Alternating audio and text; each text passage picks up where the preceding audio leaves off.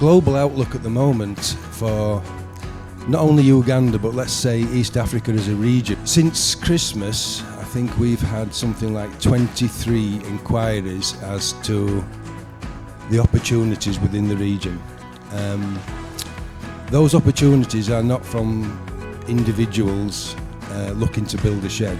These are from global brands headed up by people like Nike, Under Armour, and some really huge brand names that are not here in the region at the moment. So why are they inquiring about East Africa? It's a lot to do with the dynamics in the world at the moment.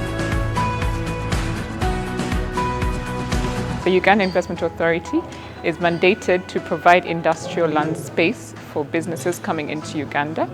So we have industrial parks in different parts of the country. Also to mention, our goal is to have 25 industrial parks by 2025. There's a lot of great things in Uganda. English-speaking, well-educated population, plenty of food and water. You have a cotton industry that is well known across the world for its quality. So there's many things that are already here. We appreciate that there's other industries, and value addition is really what it's about. We do compete with industrial space with other industries, but to me, if there's a factory and people are being employed, that's the North Star. What's the demand size for this infrastructure in terms of how many off-takers are you seeing coming into the market? When you build a port, an inland port, when you build a warehouse complex, or when you build a railway terminal, they exist for maybe even up to a century. And to understand how industrial parks have come into play, it's been predominantly the big industries. So they go in there, they get a piece of land, they build what they call custom purpose built for them, own occupation. We've seen very little investment into the bricks and mortars to be rented out to, third parties and things like that. And because of that, the general feeling in the market is that this is for your big industries, the manufacturing guys and all that. So when we talk about fit for purpose, we usually marry that with plug and play. So what an investor would look for is a building, a manufacturing site that basically he can move into and start his operations.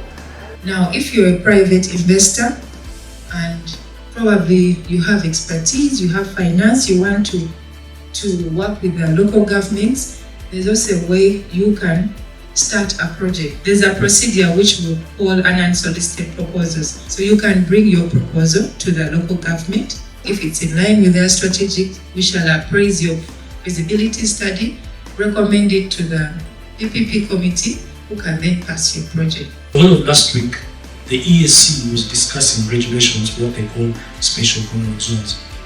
Now the difference between EPZs or export promotion zones and SEZs is that for EPZs, the core factor or the core instrument purpose is to develop export. Now SEZs on the other hand give the person an option to also import substitute.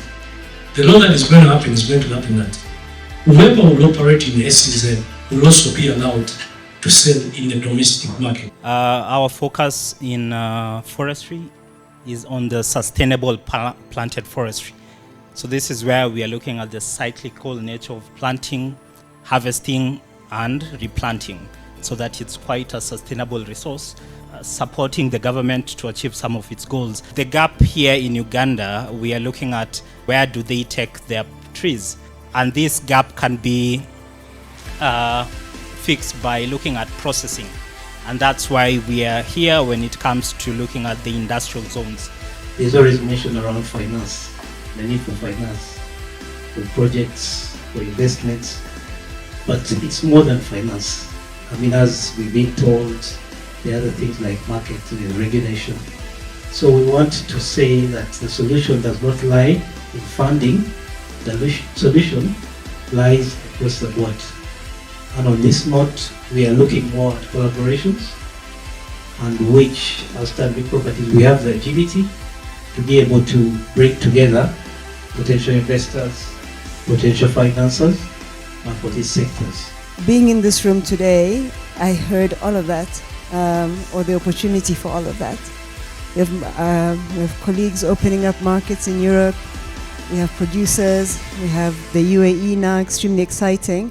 So it's given me a lot of faith that if these conversations continue, at least a year or two from now, we'll be cutting some ribbons and switching on some power for some machinery.